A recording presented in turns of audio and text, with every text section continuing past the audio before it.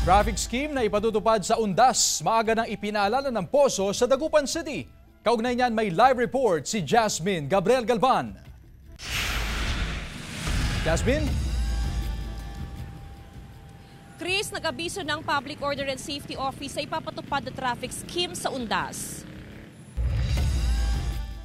Mahigit isang linggo bago ang Undas, nagsimula ng pumwesto ang ilang tendera sa harap ng Roman Catholic Cemetery sa Dagupan City. Dumarami na kasi ang bilang ng mga bumibisita sa sementeryo upang maglinis sa mga nicho. Dahil gusto kong dito lang muna sa pisto ko. Para yung mga suki ko dito pupunta. Maaga nang inilabas ng Public Order and Safety Office ang traffic scheme na ipatutupad sa Undas. Gagawing one-way ang Burgos Street, diretso sa Rivera Street.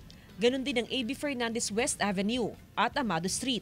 Ay kung ano yung 2022-2023 na pinatupad namin, rerouting namin, ay pares na po sa 2024.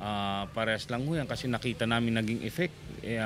Hindi ho bumigat ang traffic natin mula dyan sa mga Eternal hanggang dito sa ABF. Isasara sa mga motorista ang Bonifacio Street. May mga identified na rin na designated parking area. Parking sa may NBI, sa may Silong ng Tulay, sa may Divinencia, pwede rin dito sa may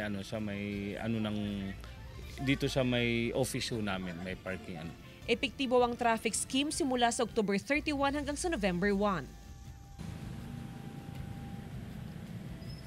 Chris, full force ang PNP at ang Poso sa paggunita ng Undas. Samantala, magtatayo naman ng Police Assistance Desk o PADS ang PNP sa mga sementeryo para matiyak ang safety ng mga bibisita sa mga nicho ng kani-kanilang mga yumaong mahal sa buhay. Chris? Maraming salamat, Jasmine Gabriel Galvan.